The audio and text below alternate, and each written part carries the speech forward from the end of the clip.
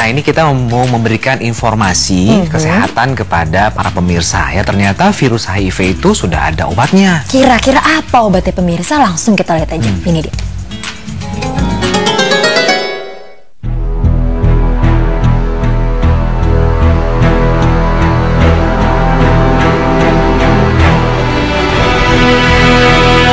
Setiap penyakit ada obatnya.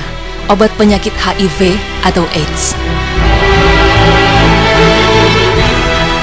Pemirsa, HIV merupakan singkatan dari Human Immunodeficiency Virus.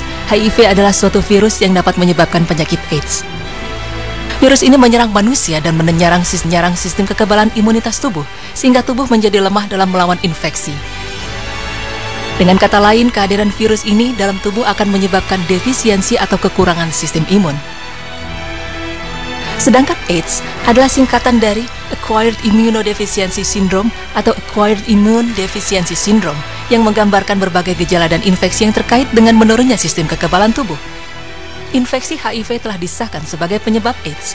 Tingkat HIV dalam tubuh dan timbulnya berbagai infeksi tertentu merupakan indikator bahwa infeksi HIV telah berkembang menjadi AIDS. Dan pemirsa, menurut data dari WHO, dalam setiap 25 menit sekali di Indonesia terdapat 1 orang baru terinfeksi HIV dan 1 dari setiap 5 orang yang terinfeksi di bawah usia 25 tahun.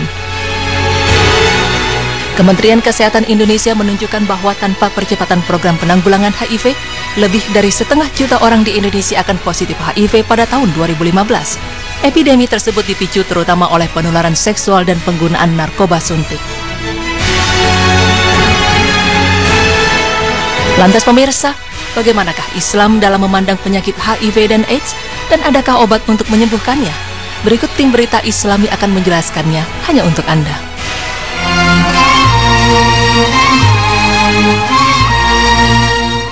Dari sebuah riwayat Imam Muslim dari Jabir bin Abdillah, dia berkata bahwa Nabi Muhammad SAW pernah bersabda yang artinya, setiap penyakit pasti memiliki obat.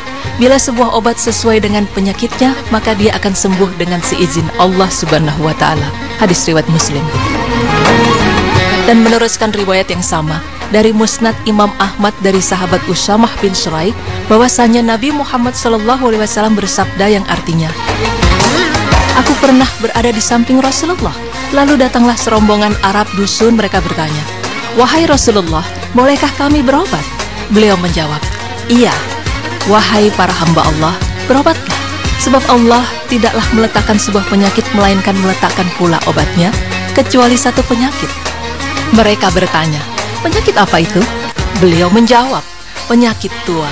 Hadis riwayat Ahmad, Al-Bukhari dalam Al-Adabul Mufrad, Abu Daud, Ibnu Majah, dan At-Tirmizi. Beliau berkata bahwa hadis ini hasan sahih. Pemirsa, dalam beberapa hadis tersebut memberikan pengertian kepada kita umat manusia bahwa semua penyakit yang menimpa, pasti Allah Subhanahu wa Ta'ala juga akan menurunkan obatnya.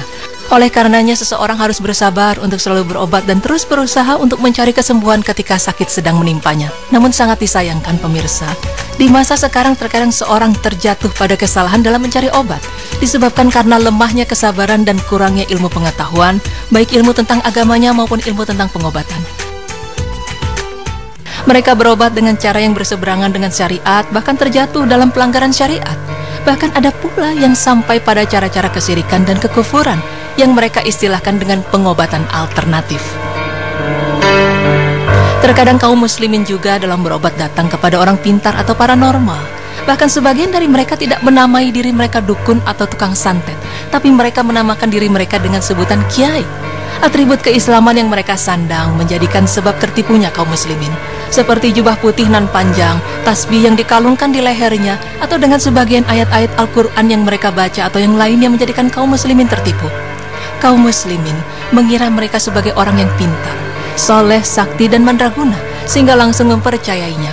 Padahal Nabi Muhammad SAW yang mulia pernah bersabda yang artinya, barang siapa yang mendatangi seorang dukun kemudian dia bertanya tentang sesuatu, dia mempercayainya, maka sholatnya tidak diterima selama 40 hari. Seorang muslim juga harus selalu berbaik sangka kepada Allah Subhanahu wa Ta'ala dan selalu menyadari bahwa Allah Subhanahu wa Ta'ala akan memberikan pahala dan ampunan dari dosa dan kesalahannya. Manakala dia sabar ketika diberi musibah yang menimpa kepadanya, dan harus selalu diingat bahwa sabda Nabi Muhammad SAW yang dimana beliau pernah bersabda yang artinya, tidaklah menimpa seorang muslim satu kelelahan, kesakitan, kesusahan, kesedihan, gangguan, dan gundah gulana sampai terkena duri, maka itu semua menjadi penghapus dari dosa dan kesalahannya. Hadis riwayat Bukhari dan Muslim. Dalam sebuah riwayat yang lain, Nabi Muhammad SAW juga bersabda yang artinya, barang siapa yang Allah kehendaki kebaikan, maka Allah akan menimpakan ujian musibah kepadanya. Dalam sabdanya dijelaskan bahwa sikap yang paling tepat bagi seorang mukmin ketika diuji dengan suatu penyakit adalah bersabar menjalani sakitnya dan terus berusaha untuk mencari obatnya. Tentu saja dengan pengobatan-pengobatan yang sesuai dengan syariat-syariat agama. Dan pemirsa, berbicara mengenai penyakit HIV/AIDS yang dimana sudah banyak memakan korban jiwa, kini sudah ditemukan obat untuk mengatasinya, yaitu pemirsa, Sambiloto merupakan tumbuhan yang termasuk ke dalam familia atau suku Acanthaceae. Tanaman yang daun dan batangnya pahit ini dapat tumbuh pada ketinggian 700 meter di atas permukaan laut. Tanaman ini sering sekali dijumpai di pekarangan rumah, bahkan juga tumbuh liar di tempat-tempat terbuka seperti ladang, sisi-sisi jalanan atau di tanah kosong yang terbengkalai. Sambiloto merupakan suatu terna yang tumbuh tegak dengan tinggi mencapai 90 cm. Batangnya berbentuk segi empat dan bercabang banyak.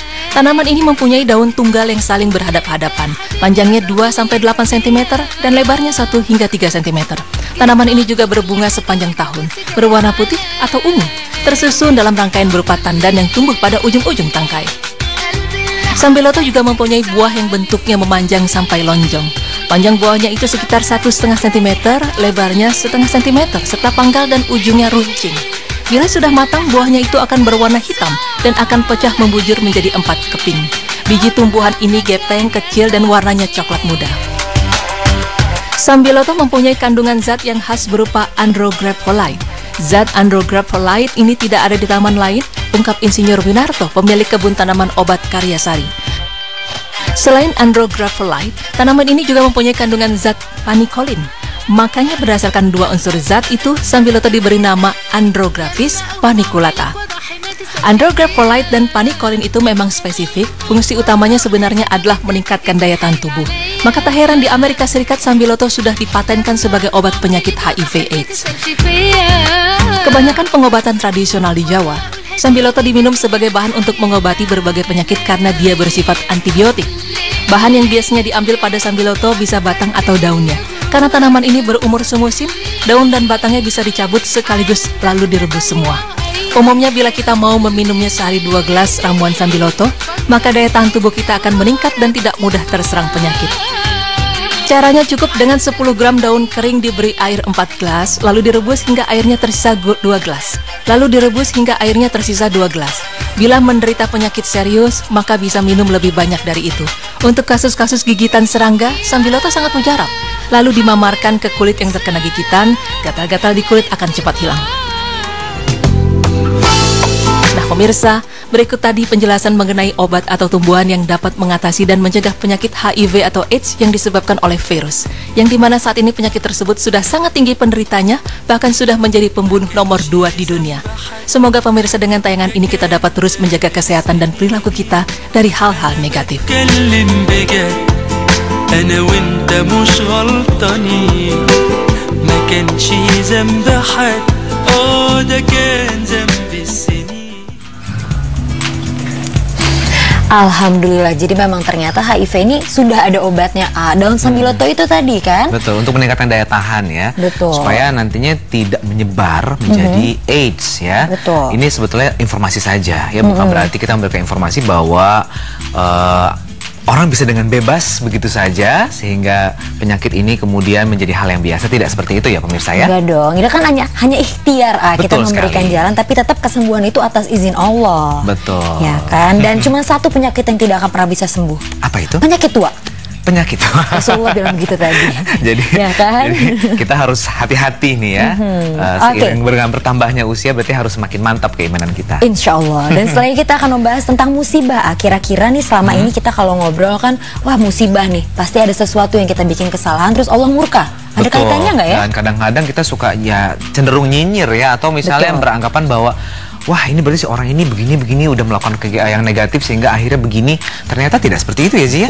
Nanti penjelasannya seperti apa kita lihat nanti pemirsa. Jangan kemana-mana, tetap di Berita Islami Masa Kini.